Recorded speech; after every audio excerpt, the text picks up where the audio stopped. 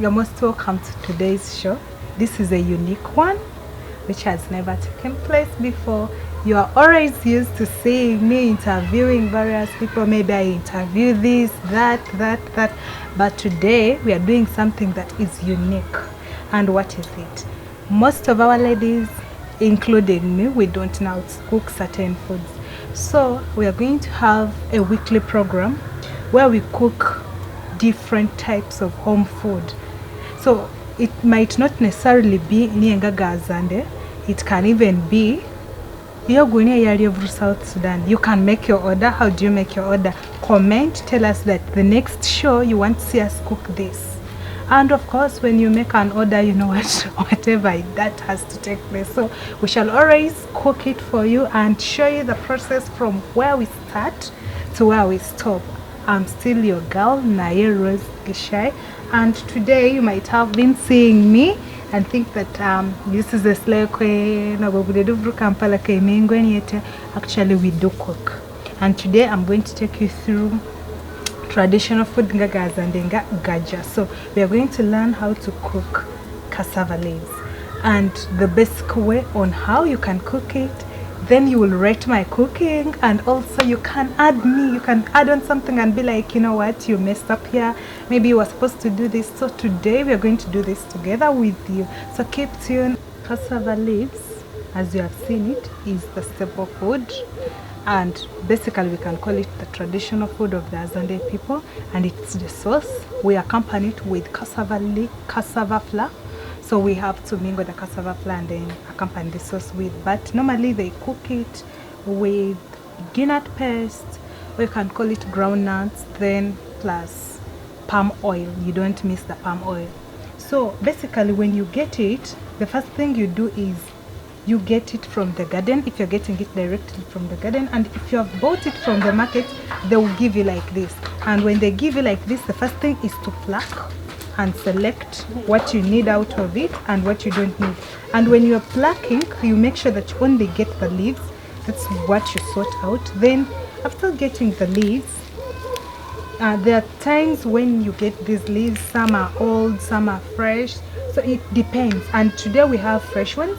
And then times we come to the junction here. So when you reach here, you find that there is the buds that are just growing. Sometimes and in certain seasons we don't cook this within, we leave it out, because if you cook it within, the palm leaves might become bitter at the end of the day. So what you do is you just collect this other part, you just pluck this other part, and then that part that you really don't want, then you leave it out like this, then you throw them back down. It's basically advisable for you to not really dispose this off immediately, because sometimes it might become bitter.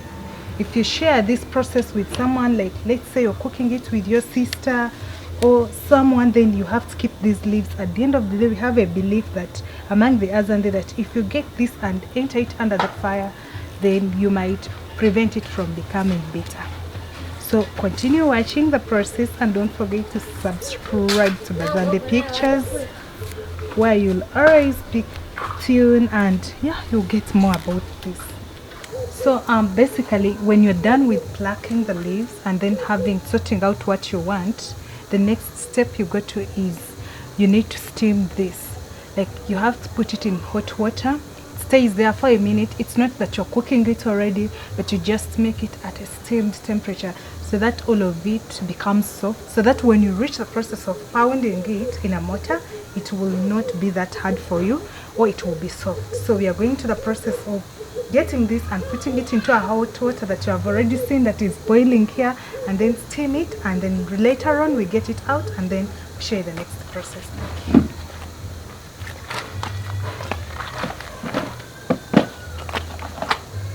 So the next process, basically we normally use our hands, so you might not have issues of hygiene. This basically that's how we do it.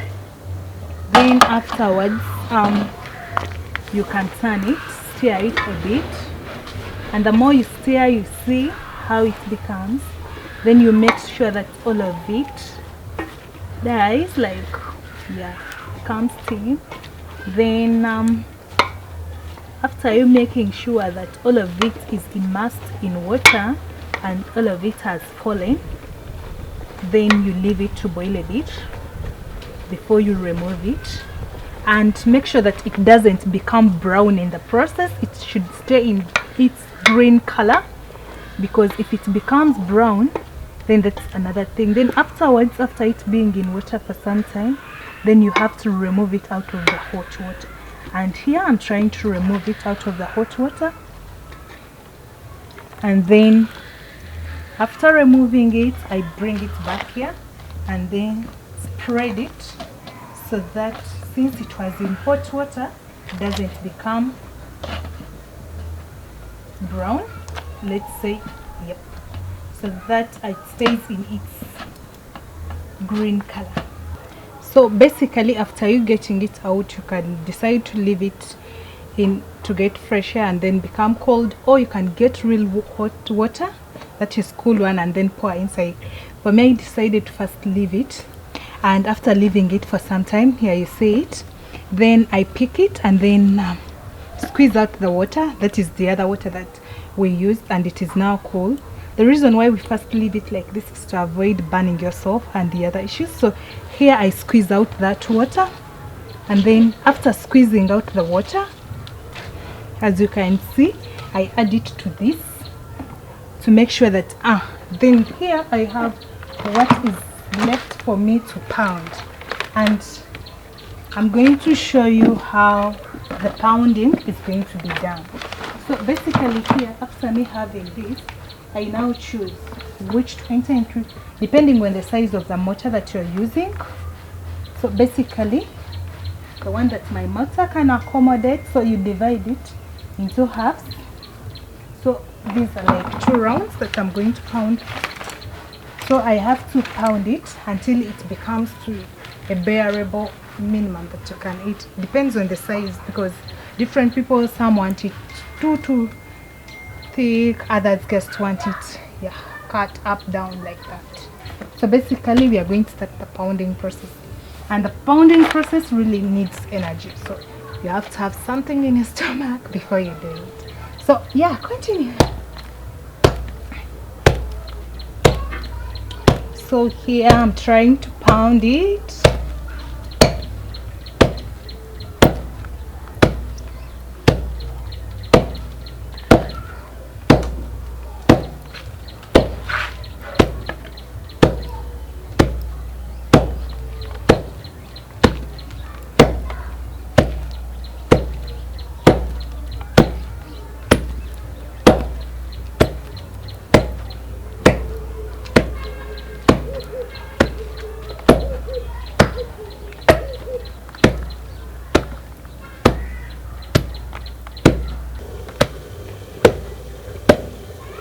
Yes, so basically we have been pounding, and here I've gotten the desired size that I want, and I've been pouring some here.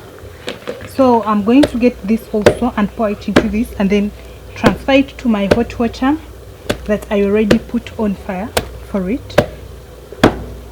So I'm going to get this, then transfer it into this other saucepan. Then basically you can use your hand or you can just pour it, but basically I would prefer to use my hands because it's washed and clean. So after me transferring all this,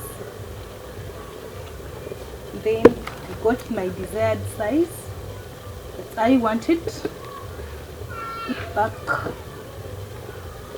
So this is my desired size, so I get it and then bring it into this hot water that I already prepared. So just get it and then pour it in.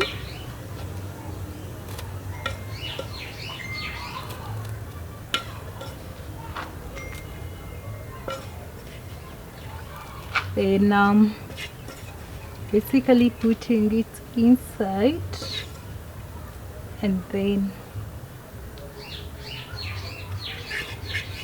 to avoid issues that maybe at the end of the day it might become bitter, can cover it a bit, Then get, the reason why I didn't throw this is that I basically have to put it under. It's just a traditional myth. It's a myth, so it might not be something that is true, but we have a belief that in case at any point you don't trust your hand, that at the end of the day it might become bitter, get those and then put under the fire that is going to use, we're going to use to cook. So basically other people decide to pound these onions within. For me, I prefer to have the onions just smashed up, just place them there, because at the end of the day they are all going to get ready and then dissolve within. So you put your onions, then after putting your onions you can get your palm oil and then pour it. And this is palm oil for those that don't know it. So you pour your palm oil. For me, I love eating too much palm oil, so you might say that isn't it much, isn't it mob? So so basically when you get your palm oil, then pour it. This is palm oil for those that don't know. You pour it to the amount that you want, then you stir in to make sure that every particle gets the palm oil. Don't mind about the onions looking, they're all going to dissolve at the end of the day. Then you can use any Reiko that you have or anything, but this is basically Bain. You can have it and then pour it inside. It adds flavor, sweetness and all that. You pour in your Bain. Then there are specific Reiko like for this palm oil, and that is we have Onga, and then we have Onga and Maji. This is the Onga thing. So even if you can see in the cover, it's already having the cassava leaf. The end product is cassava leaf, so I have to open it.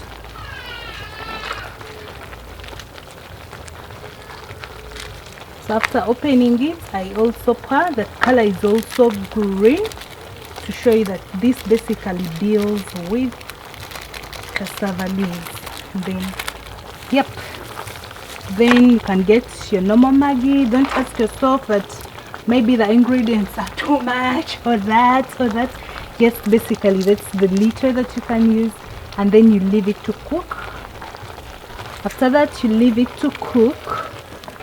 It's so, and then later on you'll come and then add the groundnut paste. For now you leave it like this at this stage. Yep. So then you cover it up so that everything dissolves within.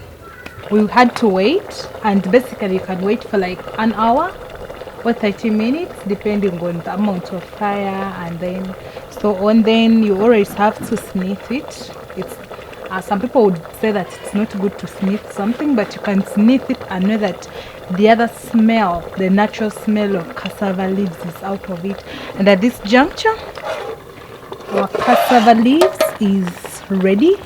So we are just going to now add in the groundnut paste. And this is the groundnut paste, put in salt. Then if palm oil was not enough, this is the time really now you start adding things, and then like I've added this or that. So I'm basically going to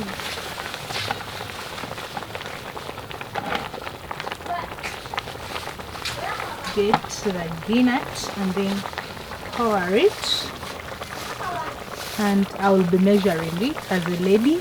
Just use your common sense and be like, this amount can carry this.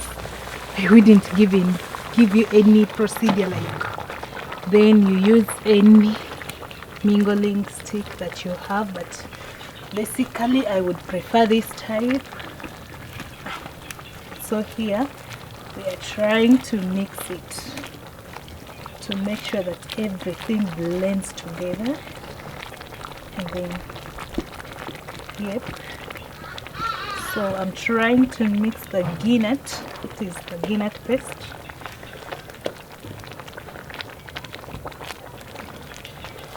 And then you be careful If you're a person who doesn't want too much paste, you can leave it, but for me I love too much paste.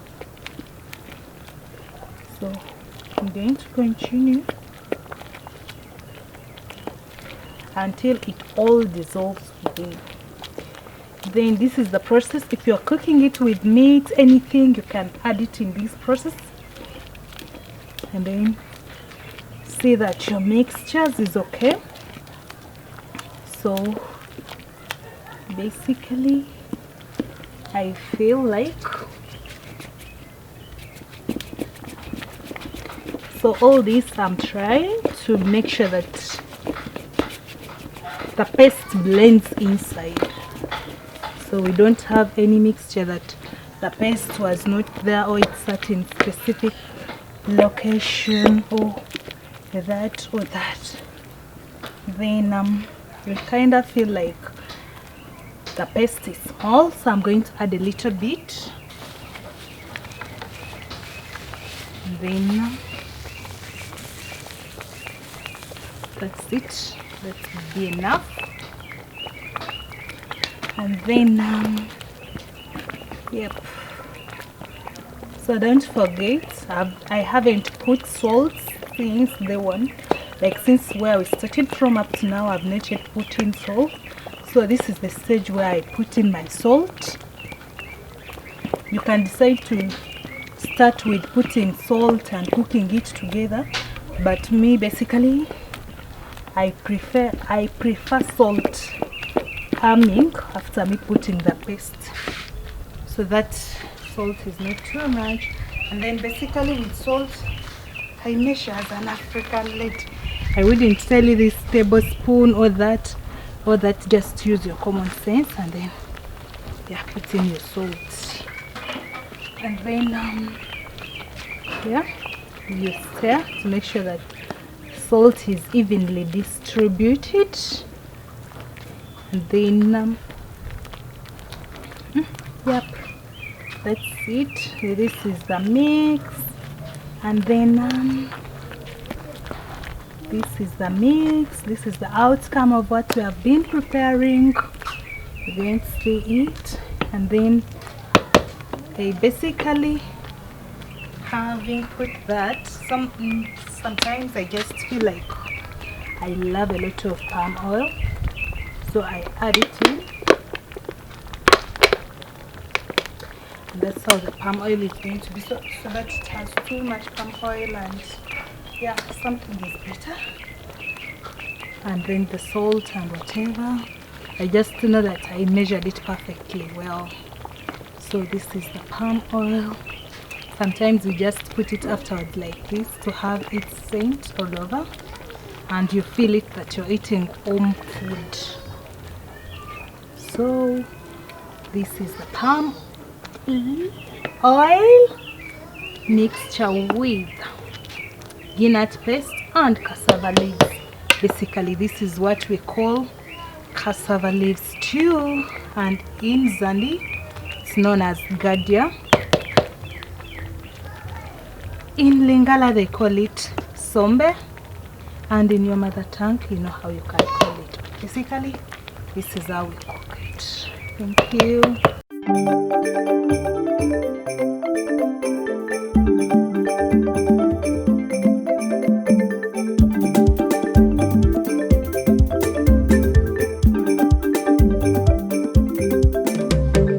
Anafutambo efu kanibazo go salfakiri na ije furania.